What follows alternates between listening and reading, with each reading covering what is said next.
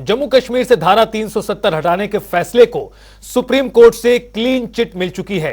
धारा 370 भारतीय संविधान का एक विशेष आर्टिकल था जो जम्मू कश्मीर को भारत के बाकी राज्यों के मुकाबले विशेष अधिकार प्रदान करता था, लेकिन अब इसे खत्म कर दिया गया है और सुप्रीम कोर्ट ने इससे जुड़ी 20 से ज्यादा याचिकाओं पर सुनवाई करते हुए केंद्र के इस फैसले को बरकरार रखा है।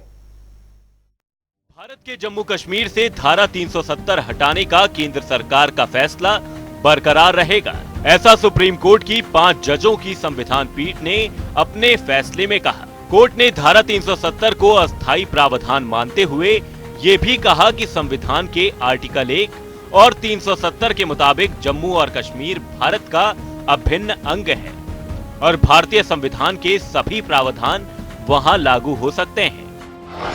4 साल 4 महीने 6 दिन 5 अगस्त 2019 ये वो तारीख है जब केंद्र सरकार ने जम्मू कश्मीर से धारा 370 हटाने का ऐलान किया था। इसके 4 साल 4 महीने और 6 दिन बाद आए फैसले में कोर्ट ने भी इस फैसले को क्लीन चिट दे दी है। सुप्रीम कोर्ट ने अपने आदेश में कहा, हम आर्टिकल 370 को निरस्त करने के लिए जारी राष्ट्रपति के आदेश को वैध मानते हैं। हम लद्दाख को केंद्र शासित प्रदेश बनाने के फैसले की वैधता को भी बरकरार रखते हैं। इसके साथ ही सुप्रीम कोर्ट ने राज्य में 30 सितंबर 2024 तक विधानसभा चुनाव कराने के आदेश दिए हैं। CJI D.Y.. चंद्रचूड़ ने ये भी कहा कि केंद्र की तरफ से लिए गए हर फैसले को कोर्ट में चुनौती नहीं दी जा सकती। ऐसा करने से अराजकता फैल सकती है। इसके अलावा सीजेआई ने कहा कि राष्ट्रपति शासन की वैधता को चुनौती ही नहीं दी गई। केंद्र के हर फैसले को चुनौती नहीं दी जा सकती। जम्मू कश्मीर के पास अलग से कोई आंतरिक संप्रभुता नहीं है।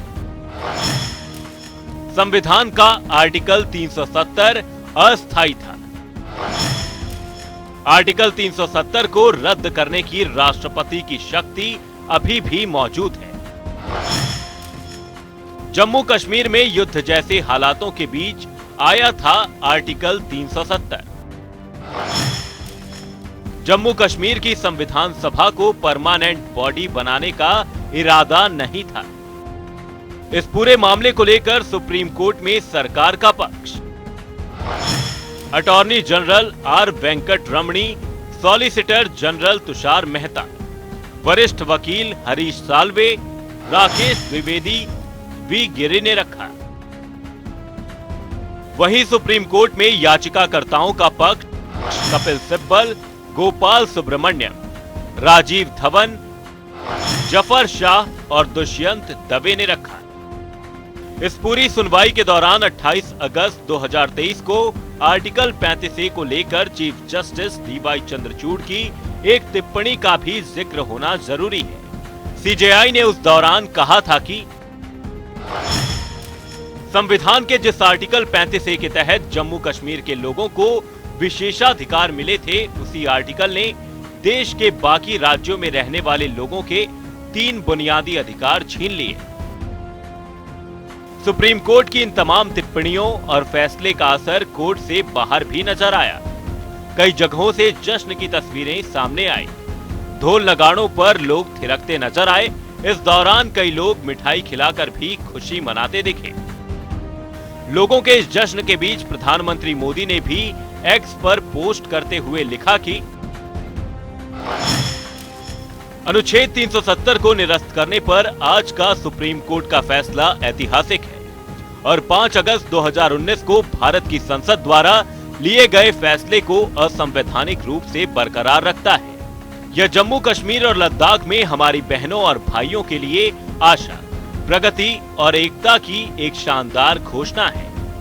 न्यायालय ने अपने गहन ज्ञान से एकता के मूल सार को मजबूत किया है, जिसे हम भारतीय होने के नाते बाकी सबसे ऊपर प्रिय मानते हैं और संजोते हैं। मैं जम्मू कश्मीर और लद्दाख के लचीले लोगों को आश्वस्त करना चाहता हूं कि आपके सपनों को पूरा करने के लिए हमारी प्रतिबद्धता अटूट है।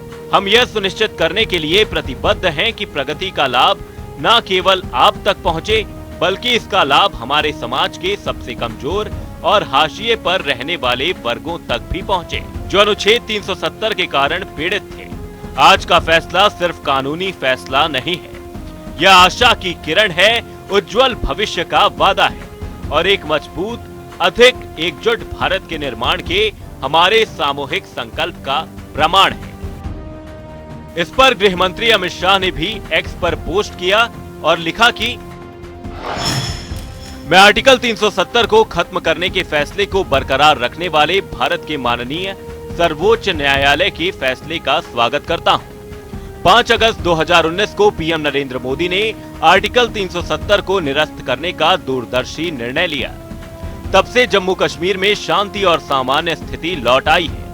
कभी हिंसा से जूझ रही घाटी में विकास ने मानव जीवन में नए अर्थ लाए हैं। पर्यटन और कृषि क्षेत्रों में समृद्धि ने जम्मू कश्मीर और लद्दाख दोनों के निवासियों की आय के स्तर को बढ़ा दिया है। आज सुप्रीम कोर्ट के फैसले ने साबित कर दिया है कि आर्टिकल 370 को हटाने का फैसला पूरी तरह से संवैधानिक था। हालांकि विपक्ष की राय अलग नजर आई। विपक्ष के नेताओं ने न सिर्फ इस फैसले पर नाराजगी जताई, बल्कि इस फैसले को केंद्र सरकार को बढ़ावा देने वाला फैसला बताया। ये ऐतिहासिक फैसला है। ये आज जो आज फैसला हुआ है, इन्होंने 370 एक टेम्पररी धारा थी, वो सुप्रीम कोर्ट के आर्टिकल पार्ट 4 आर्टिकल 21 से पार्ट 4 जिसको बोलते हैं, उसमें वो धारित है। उसमें सारे वो प्रावधान वो सारे टेम्पररी है। इसलिए ये कोई परमानेंट फीचर नहीं था कि अगर इनका तर्क था कि एक कॉन्स्टिट्यूएंट असेंबली के भंग होने के बाद गवर्नमेंट ऑफ इंडिया को कोई पावर नहीं था, वो आज निरस्त कर दिया सुप्रीम कोर्ट ने अपनी ऑब्जर्वेशन पर। बहुत बड़ा धोखा हुआ है जो हमने कश्मीर के आवाम को वादा किया था। मैं पहले भी कहा हूं, आज भी कह रहा हूं कि अब ये तो लेजिटिमाइज हो चुका है कोर्ट से, तो कल बीजेपी को कोई नहीं रोक सकेगा चेन्नई, कोलकाता, हैदराबाद और मुंबई को यूटी बनाने के लिए। और इसका सबसे बड़ा नुकसान जो होगा, आप देख लेना, फ्यूचर में डोगरास को होगा और लद्दाख के बुद्धिस्ट को होगा। वहां पर डेमोग्राफिक चेंज होगा।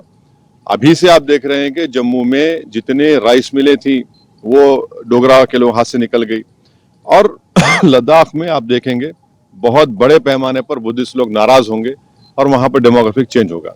5 अगस्त 2019 को ये फैसले किए गए जम्मू कश्मीर के हवाले से, जब हमें हमारी तशक्कुस से महरूम किया गया, हमारी टेरिटोरियल इंटीग्रिटी मुतासर हो गई, उस पर हमलावर हो गई, हमारे हुकूक पर हमलावर, ज़मीन के हवाले से, नौकरियों के हवाले से, तो हमने पहले टॉप कॉन्स्टिट्यूशनल कोर्ट का रुख किया कि हमें मालूम था कि ये सारे जो फैसले असंवैधानिक है, अनकॉन्स्टिट्यूशनल है, और ये सुप्रीम कोर्ट ही है जहाँ पर इनकी जो जुडिशल स्क्रूटनी होगी उनको देखा जाएगा क्या आइन के मुताबिक है।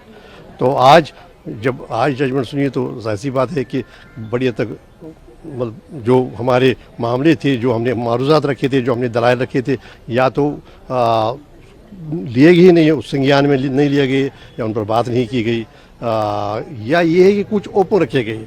मेरे प्यारे हमवतनों, हिम्मत मत हारो, उम्मीद मत छोड़ो। जम्मू कश्मीर ने बहुत सारे उतार चढ़ाव देखे हैं। सुप्रीम कोर्ट का आज का फैसला ये एक पड़ाव है, मुश्किल ही सही पर पड़ाव है। ये मंजिल नहीं है हमारी, इसको मंजिल समझने की गलती मत करो। हमारे मुखालफिन चाहते हैं कि हम उम्मीद छोड़ के, दिल बर्दाश्ता होके शिकस्त को तस्लीम करें, पर ऐसा नहीं होना है। आप जानते हैं कि सुप्रीम कोर्ट ने यह कहा कि 370 आर्जी है, इसलिए इसको हटाया गया। ये हमारी हार नहीं है, बल्कि आइडिया ऑफ इंडिया की हार है, हिंदुस्तान के तस्वुर की हार है।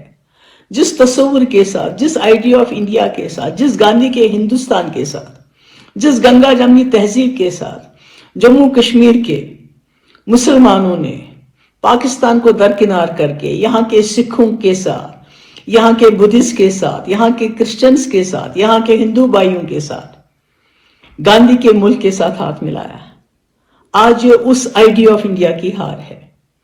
आज जो हरकत मरकजी सरकार ने पार्लियामेंट के अंदर नाजायज, गैर कानूनी, गैर आईनी की, उसको जो जायज करार दिया गया, वो जम्मू कश्मीर के लिए ही नहीं, बल्कि आइडिया ऑफ इंडिया, हिंदुस्तान के तस्वुर के लिए एक सजाए मौत की खबर से कम नहीं है।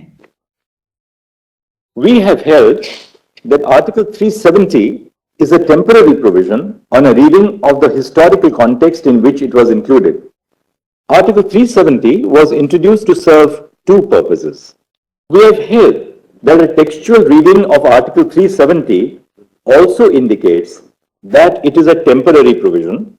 For this purpose, we have referred to the placement of the provision in Part 21 of the Constitution, which deals with temporary and transitional provisions, the marginal note to the provision, which states temporary provisions in respect to the state of Jammu and Kashmir, and a reading of Articles 370 and 1, by which the state became an integral part of India upon the adoption of the Constitution. अगर हम article 370 की बात करें, वो एक temporary provision था जम्मू कश्मीर के लिए। अगर हम देखें कि इसको मुद्दा और इसको मसला यहाँ के रीजनल पार्टीज ने बनाया था, लोग आर्टिकल 370 से उन्होंने विटनेस किया कि कैसे विजिबल चेंज यहाँ पे आई। देखो डेवलपमेंट ग्रास रूट लेवल पे हो रहा है। अगर हम देखिए स्टोन पेल्टिंग के केसेस कहीं नज़र नहीं आ रहे हैं, और यहाँ के बिजनेस एस्टेब्लिशमेंट के लिए मतलब ये चेंज है। इनको 365 के 65 दिन यहाँ को खुले मिले, जो आर्टिकल 370 के पहले इनको बस 65 से 70 दिन यहाँ पे मिलते थे दुकानें खोलने को। अब विजिबल चेंज ग्राउंड पे है, जैसे यहाँ के यूथ डिफरेंट एक्टिविटीज में इन्वॉल्व हो रहे हैं, पॉजिटिव एक्टिविटीज में इन्वॉल्व हो रहे हैं, और यहाँ पे देखो कि ग्रास रूट लेवल पे कितनी चेंज है, गवर्नमेंट कितना इन्वेस्ट कर रहे हैं यहाँ की डेवलपमेंट के लिए। सबसे बड़ी चीज ये है कि जानें बच गई। अगर हम देखें कि स्टूड पेल्टिंग इंसिडेंट से या मिलिटेंट ट्रक जॉइन से यहाँ का यूथ में बहुत ज्यादा वो रेडिकलाइज होते थे, और उनमें एक ऐसी सेंस बेटर सेंस प्रिवेल नहीं होती थी। अगर हम देखें कि आज की युवा यहाँ पे एक अच्छी सोच को लेके, अपने बेटर फ्यूचर को लेके आगे बढ़ रही है। तो एक तरह से सरकार को लथाड़ा गया है। आम चुनाव में 370 हम लगाएंगे, जिस तरह से ये दिखा रहे थे वहां पे डेमोक्रेसी को हम डेवलप करेंगे, इस तरह की बातें करने वाले गए 6 साल से वहां पर डेमोक्रेसी के माध्यम से चुनाव नहीं ले सके। और माननीय सुप्रीम कोर्ट ने जिस तरह से इनको लथाड़ा है, ये इनको समझना चाहिए।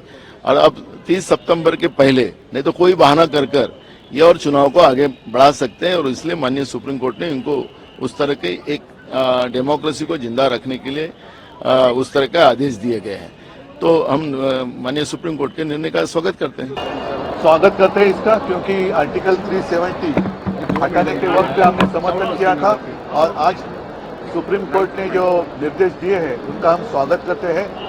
उम्मीद यही करते हैं, आशा यही है कि जो दूसरा आदेश उन्होंने दिया है कि नेक्स्ट सितंबर तक वहाँ चुनाव होने चाहिए, तो वो भी चुनाव जल्द से जल्द हो जाएंगे, और वहाँ की जो जनता है उनको खुली हवा में मतदान करने का अवसर मिलेगा और मिलना चाहिए।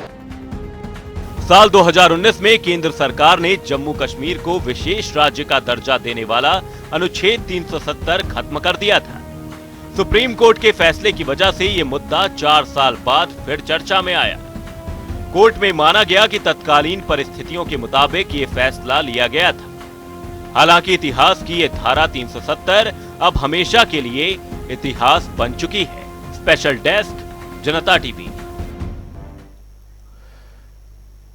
फिलहाल यहां पे रुकेंगे, छोटे से ब्रेक के लिए फौरन हाजिर होंगे। आप देखते रहिए जनता टीवी।